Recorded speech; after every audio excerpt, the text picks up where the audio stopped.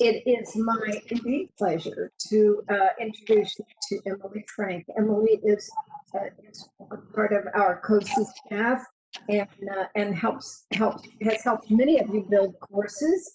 And she's going to share with us today some information on suggestions for engaging our students. So, Emily, I'm going to turn it over to you. Thank you so much, everyone, for being with us. Thank you, Judy, for that great introduction. My name's Emily Frank. As Judy said, I am an instructional designer with COSI, and today I'm going to be talking about how to engage your students in synchronous sessions. So whether it be WebEx or Zoom, whatever medium you're using, I'm going to try to get those students engaged.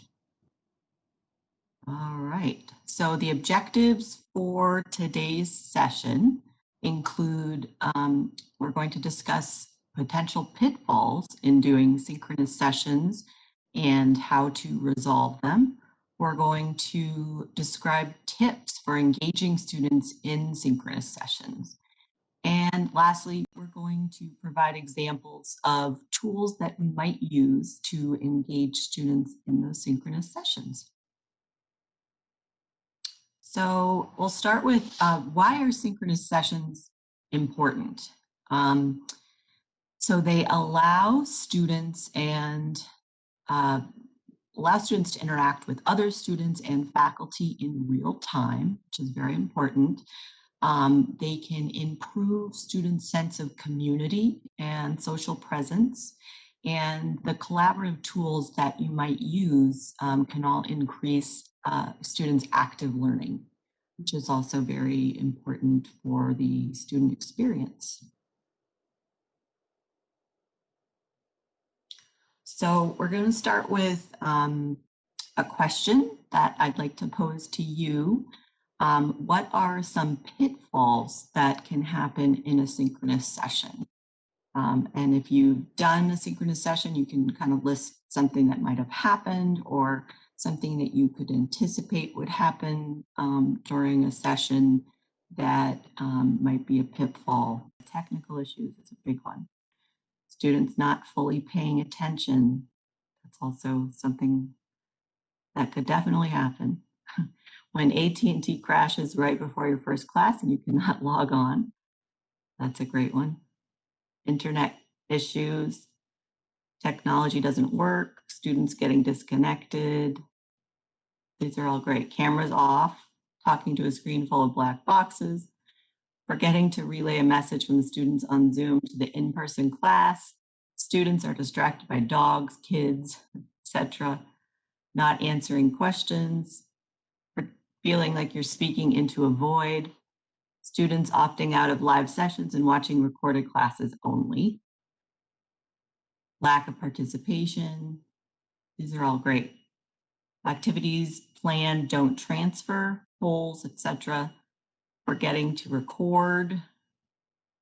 Students chatting about things not about the class. Hard to look over their shoulder when doing exercises together.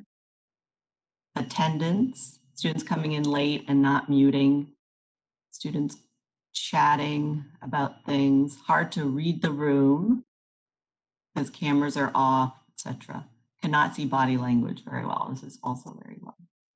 So you guys are great. These are great examples in difficulty fostering a sense of community. Very true. Okay, students attending from car. Yeah, no one answering questions. Yeah, these are all great. So we have seen that and we probably know from experience that there's a lot of things that can happen during these live sessions that really, and I just came up with a few, but you guys had more than enough. Students don't speak, students can't hear you, students don't turn on their video. So lots of these things can happen, and you guys did great in responding. So next, I'm going to just try to give you some tips to plan ahead to prevent these pitfalls from happening. And overall, the key is to really carefully plan these synchronous sessions and to use tools to get students to participate. And hopefully we can eliminate these pitfalls from happening. So I think it's really good before the session, like I said, to plan. You want to make sure to send your students a cheat sheet. This is what I'm calling it. You can call it whatever you want, but basically sort of gives them instructions on how to log in, how to set up their audio and their visual. You want to set up expectations before the session as well. So tell students what it is that you want them to do. For example, tell them they should ask one question and engage with one other classmate. Tell them that they must keep their cameras on. For those students that might turn their cameras off, we want to make sure that they do that.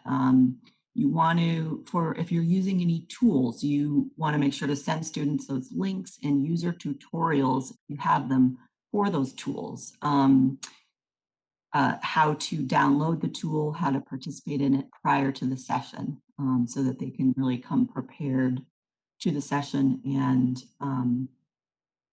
things won't happen. So this is sort of like an example of a cheat sheet that you might send your students for a Zoom session. And this is something that can prep students. They can go to these links to set up their audio, test it out, test their video out, their background, make sure that there's no that their background is good and that there's no light disturbances that could prevent you from seeing them. Make sure that their Wi-Fi is strong. We want to make sure that that is really, not going to be a pitfall. And then letting them practice in the session. There's a link here, practice using Zoom. So if they want to just practice before to make sure that everything is all set before the meeting. Emily, can I make a comment? Of course. One of the suggestions that came in last week, which I thought was wonderful, whether or not to have their cameras on is certainly a personal perspective of the instructor. But if you, and it can well be a privacy question. But if they don't have their cameras on, you need to ask them to post a photograph so that when they're not have their cameras on, we can still see who they are. Okay, that's a good one. Right. Yeah, just so there's something there that you can look at when they're talking. Be good. So we're at the point of what tools can you use to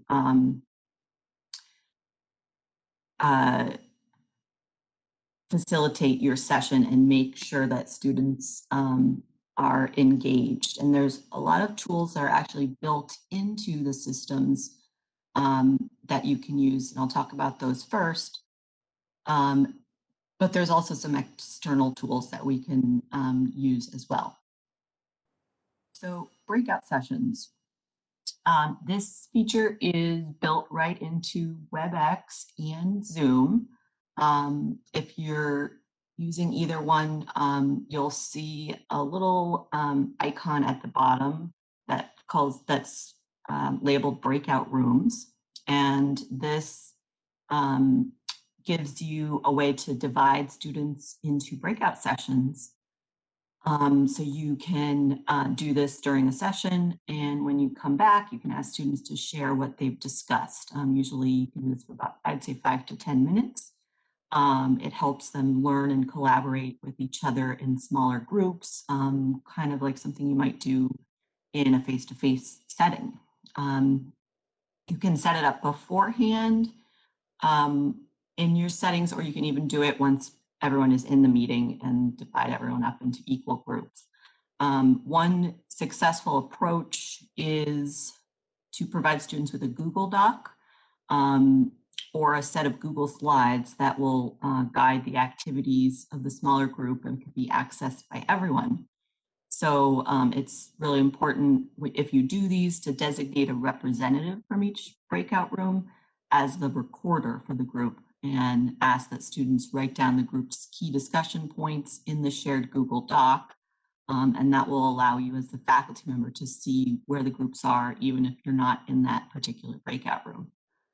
It's also important to switch up the size of the groups in breakout rooms from pairs to larger groups to prevent any discussion from falling into a rut. But these are really good for,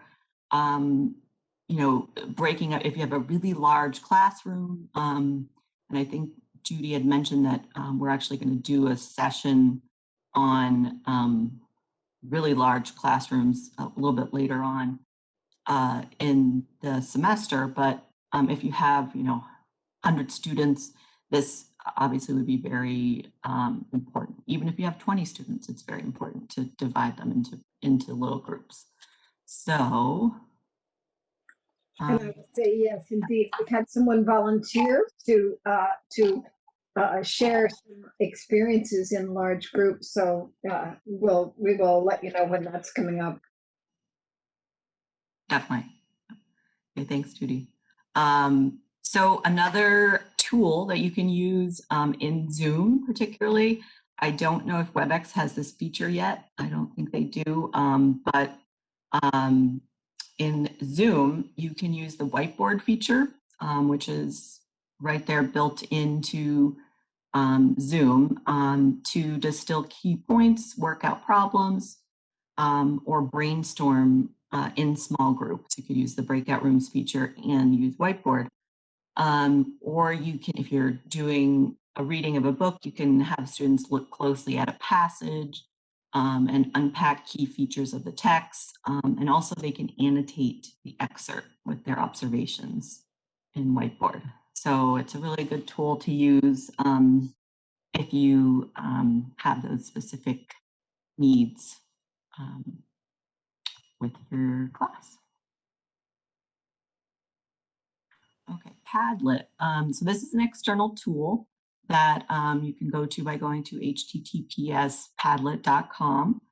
And this is basically an online bulletin board, but with a lot of things that a regular bulletin board could never do. So users can post text, images, videos, files, links, basically anything that's digital to this. And you can have students go to this while you're in your synchronous session. So some ideas of what you can do. This first Padlet is using the collaborate and organize feature. So imagine if you asked your students to research a topic with each student's contributing several facts. In a face-to-face classroom, you might have students write their fact on a sticky note and add it to a whiteboard.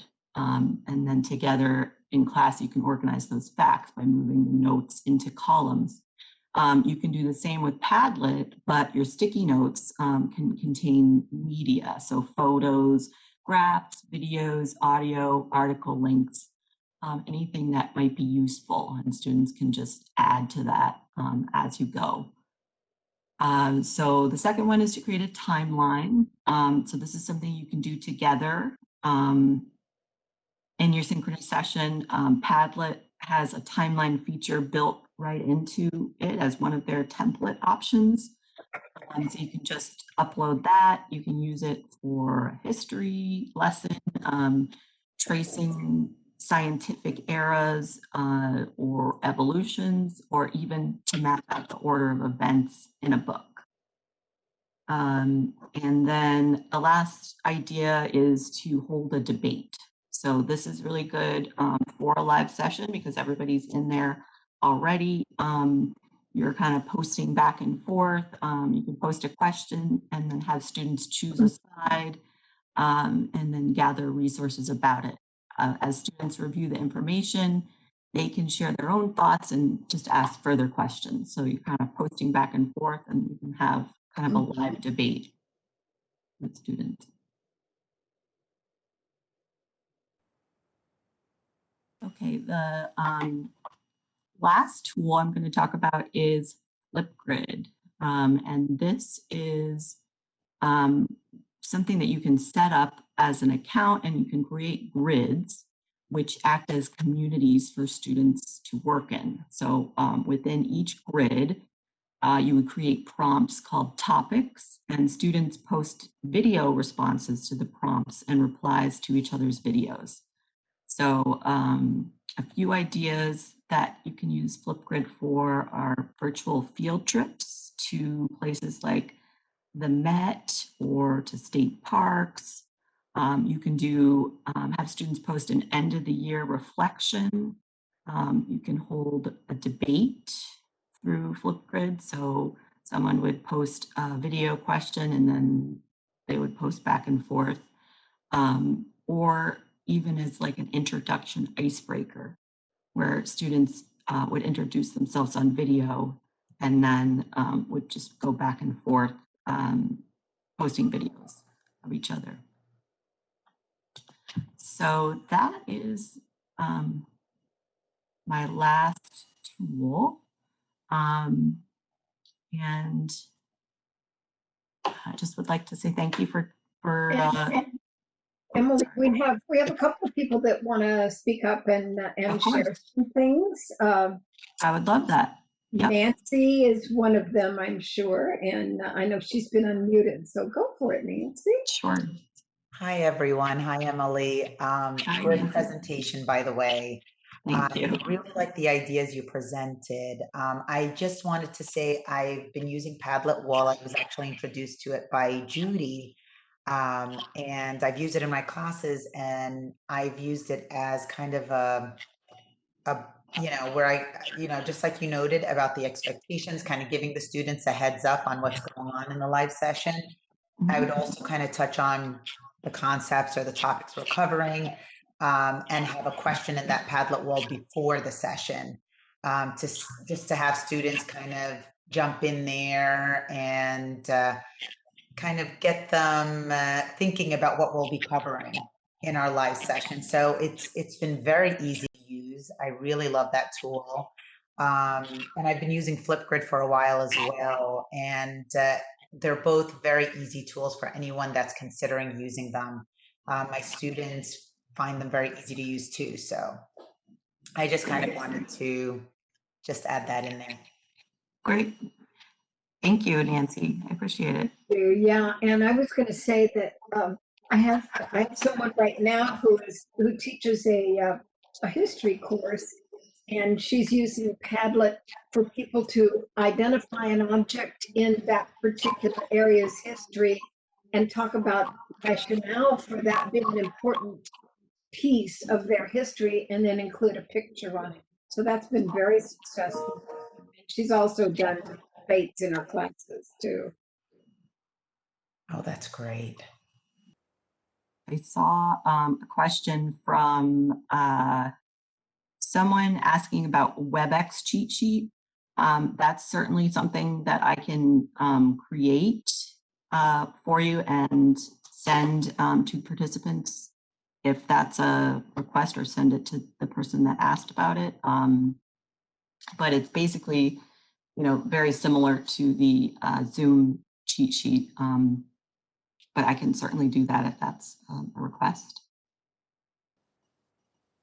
We've also had a question about breakout rooms in WebEx, and I know that we have people who have used them. So if you have used the breakout rooms in WebEx, we would invite you to let us know so that we can open the mic and let you share that information. Right, and I think it's only during the training session of WebEx. So during a normal WebEx session, it's not possible to use breakout rooms, but it's during the training session. So I don't know if I know Jade has experience on that. I don't know if she wanted to comment. So Emily, Dr. Janet is trying Yeah. to unmute herself. Okay. She has a really interesting question about Okay. students who are uncomfortable Right. when they record a video to, be shown on camera, or Mhm. even when they're at a meeting like this. Right. Do you have any suggestions for that? I mean, the good thing about, like I said, the flip grid or that kind of medium is that if they're uncomfortable, they can, record ahead of time, and they don't have to be in front of everyone, speaking. But I also encourage the breakout rooms for that because, there's going to be people that don't speak in those big groups, but breakout rooms are a good chance for them to speak if the group is a little bit smaller, and they can, have that chance to kind of speak if they're a little shyer or uncomfortable in big groups. Yeah, so we had an idea, Emily, about students using an avatar or Mhm. maybe some kind of picture they're comfortable with, if that's Right. the case. Yeah, absolutely. And I'm going to invite our host to unmute Dr. Bergeron because that sounds interesting and I was not aware of it. A speaking center. Would you Wow. share more information with us about that, please? We just launched our new speaking center, which is open to all students. They offer both in-person and virtual appointments to help students develop public speaking skills so they can work on whether it's for a specific class presentation that they have to develop or just they get nervous speaking in front of the class. They can work with them on some tips. If they have a presentation that they have to do in an online environment, or if they have to record a presentation and upload it, they can help with that, both the recording of it as well as tips to help them. So it is brand new. Students can they don't have a website yet, but their email is speakingcenter@fau.edu. And students will make an appointment just like they do for other tutoring appointments, just going to fau.edu/tutoring and then click on search for a tutor. And they would click Speaking Center for their availability. And it doesn't even have to be for a specific course. So if they're working on a research presentation or something like that, and it's for graduate and undergraduate students. So hopefully that will help some of you. And if you have any public speaking requirements in your course, definitely encourage you to add that to your Canvas page. That's amazing. Thank you so much for sharing. Thanks. Yes, absolutely. Thank you. I learn stuff from you all every single week. Thank you. Thank you. And there was a question about word clouds, and yes, it is a tool that I love. I am aware of being able to do it in Slido, but there are some other word cloud tools that I would assume the question had to do with using it in WebEx. And I would assume that any of the word cloud tools you would be able to use within WebEx at all. But I haven't tried, I don't use anything for the most part except Slido because it works so beautifully. Good afternoon, everybody. Hi, thank you. I had kind of questions I keep on repeating in circles. So I sat WebEx meetings with the students in the Canvas itself. And from what I see, it's rather limited what Canvas allow us to preset. So I understand there's some tools and the WebEx itself is complicated thing. But is there any way that is anything integrated in between that I can do through Canvas instead of also launching another one and try to preset there and have multiple programs open on my computer for just a meeting that lasts 20 minutes? Sure. So you mean like in Canvas, something Yeah, that's right. Because I never schedule a meeting in the WebEx. I schedule a meeting in Canvas in the WebEx extension of Canvas, right? right. Currently, I don't believe there's a way to do it in Canvas, like to set up breakout rooms beforehand, or to use like the groups that you may already have in Canvas. The only thing I can think of is, I mean, I know that the groups feature in Canvas means that you have, you know, collaborations, you have, what else am I trying to say? You have basically basic tools as a group in Canvas. You have discussions. Those tools are already kind of built into the system once you put students into groups in Canvas, so they can use those. But in terms of synchronous sessions, I don't think there's anything that I can think of that can be connected. Yeah, I think, hey, Nicole. Emily, it's Nicole. Hey, Nicole. Hi. So the WebEx in Canvas actually has the same exact features as the WebEx. You would go through fau.webex.com. The thing that provides the convenience when you're scheduling in Canvas through WebEx is it allows for the students to have it right in their Canvas course. But once you open that session, you'll be able to have breakout rooms just like you would if you were to schedule it through fau.webex.com. I see. So basically, I schedule it in WebEx. I click to open it, let's say a day or 3 before whenever I'm working on it, and then I can set it up. Yeah, it has all the same features and functions as a normal WebEx meeting. All right, but I can It's open it just through the scheduling. link that I see on Canvas, correct? Yeah, you can also open it. It also should appear in your fau.webex.com if you want to set it up through there. It should connect, and if it doesn't, we can provide a OIT help desk ticket. Okay, maybe I ask another question since I'm unmuted. Sure. It just basically came from my student yesterday in form of the comment. She said that it was very difficult for her to have seeing my video, I mean my streaming video, and because we've been working on some documents, right? And one document where she had to type in, and another one that I encouraged him to print them out and have them in front of them, but when he did not, so they have one document that they consult, open on the desktop, another Word document when they type in, and then also the WebEx session. So I don't know, is there anything I can recommend my student how to manage it better? Definitely, I recommend all of them not to use their phones or tablets, but try to log in through the computers. But I feel like it's almost my fault asking her to open to open so many documents at once. Yeah. Yeah, like you said, I would just encourage them to use computers, because the tablets is probably extra difficult to manage all those documents, that are open. It's just always a good idea to have as few things open as you actually need, because of the fact that when everybody's working from home, our bandwidth is considerably less than when we're on campus.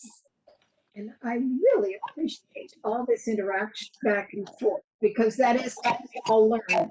You've tried something, I've tried something, someone else has tried something. And when we put all of our stuff together into one pool together, we all learn. So thank you for all of that. Any other questions or comments or concerns? I think it was great. I don't know if we want to go back to that Slido and kind of see if we have any solutions for some of the pitfalls that came up. Okay, so someone says I have a student in different time zone, 6 hours ahead. That's where the recording and maybe a flipped classroom approach could be really helpful. I think Dr. Judy does some of that flipped classroom items, so that would be a great option for those students. Absolutely, and it also gives everyone an opportunity to use another tool to let them know what's a good time, good time to meet. Yeah, and the responses where it says awkward silence, no response, lack of participation, hopefully some of those expectations that you might set up before class, come to the session with a question or, just setting up those expectations before the session can kind of help that. And using the tools that I mentioned or any other tools, can help them kind of get excited for the session and, have the want to participate. Serena, your question about a group chat within this format, this has to do with the particular WebEx format that we are using. So it would depend upon the tool that you're using and the way that you're using it to be able to have a group chat function. But you're right, it would be wonderful to be able to do that in here. And that gives us a chance to let you know that the Faculty Lounge Live also has a group chat format, and you're able to interact with everybody in the group. And Nicole, that's the last Wednesday of the month, correct? Yes, it is. All right, so we'll need to send everybody out the information to it, because that is also another place to bring up your questions and get responses from everyone who's participating and who may have done it and have words of wisdom to share. So that's a great tool. And yes, we can share the slides with everyone. Definitely. Course, as well as the Padlet responses. And Jennifer, your question about Padlet tool in breakout rooms, Padlet can be used anywhere. All you have to do is give them the link to the Padlet page, and it can be done. It can be set up anywhere. It's a great tool for use for sharing. I don't know if Nancy's used it for breakouts or not, but it is a great tool to be able to share either synchronously, asynchronously, however you want to make it work. There was a really interesting question about what is a flipped classroom? And I think that's awesome in terms of a pedagogical approach. I don't know if Dr. Judy, you want to. How much time do we have here? I know. Maybe we need to do a session on that. Flipped classroom is where you provide the students with the content information. We tend to do that a lot more in an online course. You provide students with the content ahead of time so that they can look at the content, get their questions, their information, so that when you're meeting together in this type of a format or a Zoom format or whatever, they've got some background information, and then you can move right in. I like to use it for small group sessions, have them work on things together once they've already developed the background information. Oh, Jennifer, thank you. Three finalists for flipped classroom model. Wow. I want to know more about that one. So reach back out to me, Jennifer. That's interesting. Flipped classroom is really, really wonderful tool for being able to connect with the students on what you need to connect with them. It's as opposed to lecturing, which I'm putting hand quotes around, air quotes around, as opposed to lecturing when you have them all together and then leaving them by themselves to do their homework. This is the lecture or presentation comes on their own so that they can ask questions during the time that they have with you to work. So it's a great tool. And so love your questions and your comments. Yes, we will definitely be sending you the resources. Emily, thank you for opening us up to this wonderful conversation. You're welcome. Thank you for all your help. A great opportunity for everyone. We appreciate your time and your effort. And those of you that joined us, we appreciate that you are willing to share your time with us on a Monday lunchtime gig. Thank you so much. Please reach out to us for any questions that you may have.